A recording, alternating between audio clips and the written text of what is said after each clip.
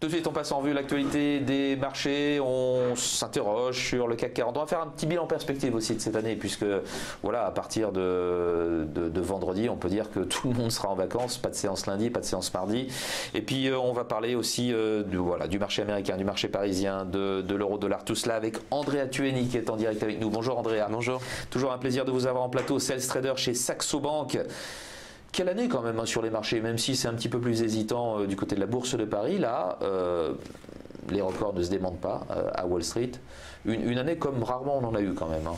Oui, c'est vrai, une année encore une fois très positive sur les marchés. On a quand même une évolution, une progression de plus de 10% sur les indices européens globalement. Et puis du côté de Wall Street, c'est encore une fois la chasse aux records qui s'est poursuivie tout au long de l'année. On battait encore des records en fin de semaine dernière ou en début de semaine. Donc on poursuit encore, on va dire, la moisson de records du côté de Wall Street avec une progression qui est assez vertigineuse. Et côté européen, même si on a du mal à suivre le rythme effréné des indices américains, on a quand même une performance qui est somme toute tout à fait correcte sur l'année. Encore une fois, de l'ordre de 10%, voire un petit peu plus de 10%. Donc c'est une année qui est quand même très positive pour les marchés. C'est peut-être justement cette évolution, cette progression qui est quand même très positive, qui justifie le fait qu'on ait une fin d'année un petit peu plus calme avec une prise d'initiative limitée et peut-être aussi une volonté du coup de la part des gérants et aussi des investisseurs d'une manière générale de ne pas vraiment prendre beaucoup de risques en cette fin d'année, parce que les gains ont déjà été quand même très positifs depuis déjà plusieurs mois, et même si on rajoute à ça l'année dernière ou encore beaucoup plus en arrière, on a quand même des performances qui sont très très positives. On ne s'approche pas encore des plus hauts sur le CAC, alors attention, sur le CAC le dividende n'est pas réinvesti, voilà. Mais on est quand même sur une performance qui est quand même très correcte. 5500 combien, 5520, quelque chose comme ça, le plus haut de l'année? 5500, ouais, 520, 530 sur le plus haut de l'année. Ouais. Pourquoi ce décalage entre les places européennes et Wall Street? On a énorme quand même, hein. C'est du simple au double. Ouais, c'est du simple au double. On a déjà des fondamentaux, on va dire économiques, qui sont très positifs aux États-Unis. On a une reprise qui a été plus rapide côté américain. Aujourd'hui, on observe de plus en plus de fondamentaux qui sont aussi très positifs côté européen. Les données macroéconomiques progressent. On a beaucoup d'indicateurs qui sont très encourageants. En plus, maintenant, on a une BCE qui a fixé une forward guidance qui est assez claire. Donc, on n'a plus tellement cette crainte de changement de politique monétaire qui pourrait peser sur le marché. Donc, avec une BCE qui soutient toujours l'économie et en parallèle des données macroéconomiques qui sont positives côté européen, on devrait quand même avoir des performances qui resteront positives en début d'année prochaine. Donc certes, il y a un décalage parce qu'encore une fois la reprise a été plus rapide côté américain, le soutien de la Banque centrale aussi américaine a été beaucoup plus on va dire marqué que celui de la BCE, et puis on a tout cet enthousiasme autour, on va dire, de Trump et des politiques qu'il peut mettre en place, et notamment cette fameuse réforme fiscale qui est dans tous les esprits en ce moment. On a l'impression que le principal catalyste, ça a été ça cette année, hein, la réforme fiscale. Oui, tout à fait. S'il faut retenir une chose, c'est ça. Hein. C'est vrai que ça a été la promesse de campagne de Trump qui a donné, on va dire, le plus d'allant au marché, le plus. Oui, parce qu'il a vu qu'il ne pouvait pas faire la réforme de l'Obamacare. Exactement. En tout cas, pour le moment, l'Obamacare et ce fameux mur avec le Mexique qui là pour le coup est un petit peu plus clivant, on va dire. C'était un précédent indispensable, cette réforme de l'Obamacare. Ça pouvait justement dégager des économies qui financeraient les baisses d'impôts. Puis finalement, les baisses d'impôts se sont faites. Oui, les baisses d'impôts se sont faites. Alors certes, on est en dessous de ce que Trump avait promis pendant sa campagne, mais on a quand même une réforme qui passe, et c'est certainement la première très belle victoire de Trump en termes de politique, hein, depuis quasiment un an, hein, qu'il est au pouvoir. Donc c'est un beau succès pour Donald Trump. Après, maintenant, il va falloir essayer d'évaluer l'impact que pourrait avoir cette réforme sur l'économie américaine. Goldman Sachs parlait de 0,3 points de croissance en plus pour les États-Unis. C'est difficile encore une fois à chiffrer aujourd'hui parce qu'il y a beaucoup d'entreprises, notamment les grosses entreprises américaines, qui bénéficient déjà de montages fiscaux leur permettant d'être quasiment au niveau auquel on va passer, hein, donc autour des 20-21%. Donc du coup, l'impact est difficile aujourd'hui à chiffrer, mais c'est vrai que c'est une belle victoire pour Trump. Il faudra peut-être se concentrer sur plutôt le secteur des small et mid cap aux États-Unis, qui lui devrait profiter beaucoup plus de cette réforme fiscale, qui est un petit peu moins bien valorisé que les large cap aux États-Unis, et là on peut peut-être encore trouver du coup de la performance côté américain, avec un peu moins de crainte que de se lancer dans des large cap qui sont aujourd'hui peut-être même survalorisés. On n'arrête pas de parler des records sur le Dow, sur le S&P, mais c'est le Russell 2000 hein, qu'il faut regarder aussi, dont on oublie de parler. Allez, vos objectifs un petit peu sur les indices, à commencer par le CAC 40. Qu'est-ce que ça nous dit graphiquement justement cette fin d'année hésitante? Si on regarde sur le CAC 40 justement le graphique, hein, sur la fin d'année, on voit bien, hein, qu'il qu'on est vraiment encore une fois rentré dans une logique de range hein, sur cet indice CAC 40. C'est un range qui est assez serré, une centaine de points, 5425, 5325. 5425, c'est un ancien niveau hein, de résistance sur le marché qui était légèrement en dessous avant 5415, qu'on n'arrivait pas à franchir, qu'on a franchi après les annonces de la BCE, donc il y a quelques mois déjà.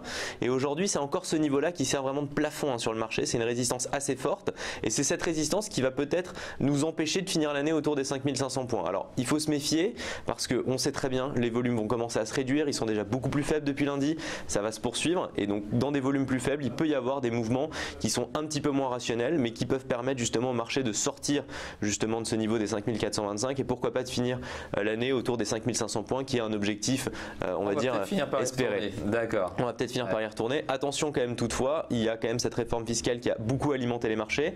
On a énormément acheté la rumeur. Pourquoi pas être dans une logique de revendre justement cette nouvelle. Donc à surveiller du coup la tendance sur cette fin d'année. Et pour ça justement, il y a des niveaux de support qui sont assez marqués encore une fois sur le CAC. 5325, 5315, 5300. Ils sont très proches. Ouais. Exactement. Ces trois lignes rouges qu'on voit sur le graphique, qui sont les trois principaux niveaux de support sur le CAC et qui peuvent du coup être aussi des zones d'appui sur des stratégies justement d'achat sur repli. D'accord.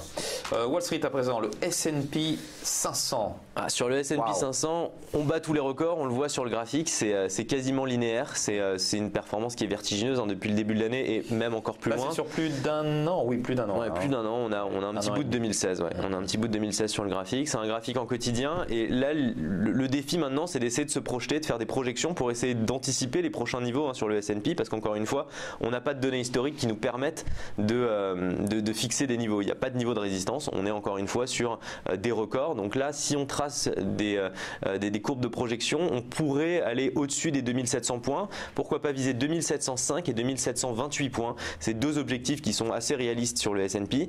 Et en termes de niveau de support, on en est très loin. On a une centaine de points du principal niveau de support sur le S&P qui se situerait autour de 2590-2595 points. Donc 2007, c'est possible. Sur le Dow, 25 000, c'est possible aussi. Oui, c'est possible. Sur le Nasdaq, 7 000, c'est tout à fait possible. On l'a passé en séance, hein, je crois, avant-hier. Tout à fait. On l'a passé en séance, donc c'est des objectifs qui sont tout à fait... des objectifs ronds là, sur la fin d'année sur les indices américains. Il nous reste l'euro-dollar. Alors là, c'est presque aussi difficile d'y voir clair que sur le CAC 40. Ouais, sur l'euro-dollar, c'est pas évident parce que d'un côté, on a déjà des banques centrales qui ont des politiques monétaires qui sont assez claires maintenant. En tout cas, du côté de la BCE, l'euro peut évoluer de manière assez sereine en sachant déjà la politique monétaire qui va être mise en place par la Banque centrale européenne. La forward guidance est très marquée. On a des fondamentaux économiques, comme on l'a dit tout à l'heure, hein, qui sont positifs en zone euro, donc c'est positif pour l'euro. Et côté américain, il y a certes cette réforme fiscale. Et puis en parallèle, il y a aussi des données macroéconomiques qui sont positives, mais il y a un peu plus d'incertitude sur la politique monétaire parce qu'on va avoir un changement de gouvernance. Donc là aussi, on a une paire de devises qui évolue, on va dire, de manière assez hésitante. Par contre, il faudrait souligner un point qui est très important, c'est que les niveaux de volatilité en cette fin d'année sont à des niveaux historiquement bas. La volatilité est généralement beaucoup plus forte à cette période-là de l'année, et là elle est historiquement basse, donc c'est pour ça qu'on ne voit pas non plus des mouvements qui sont très marqués sur cette paire euro-dollar. On va dire on a une zone pivot à 1,1710, 1,1712, c'est la ligne rouge qu'on voit sur le graphique. C'est vraiment cette zone pivot qui va nous faire basculer dans une dynamique plutôt baissière ou dans une dynamique plutôt haussière.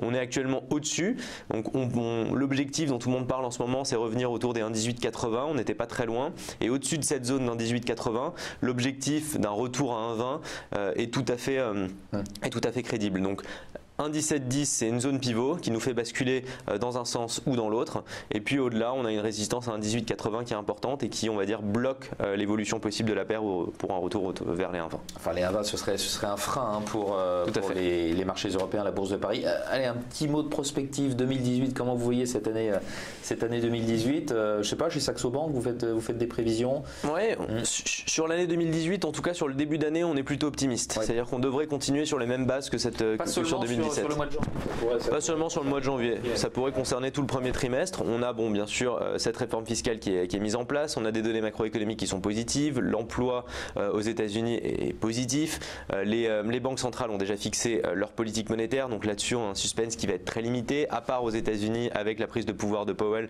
qui pourrait légèrement changer la donne. Mais globalement, on a tous les voyants qui sont dans le vert. Il y a certaines zones d'ombre qui persistent.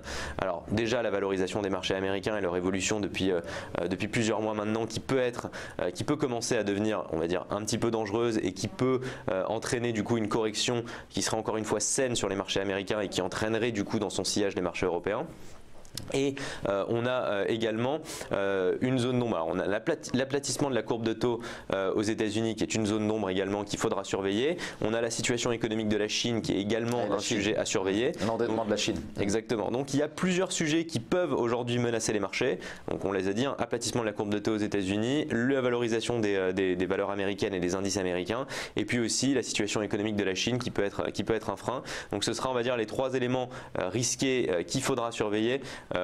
Et qui peuvent éventuellement du coup pousser les marchés dans une correction aux États-Unis qui serait très saine et du coup en Europe qui ralentirait un petit peu la progression dans laquelle on est aujourd'hui. Davantage de risques donc en 2018 et une année qui sera peut-être plus inégale que celle qu'on vient de connaître. Ce sera difficile de voir un S&P comme ça monter presque en ligne droite. Merci beaucoup Andrea d'avoir été avec nous aujourd'hui. Andrea Tueni, sales trader chez Saxo Bank. Bonne journée.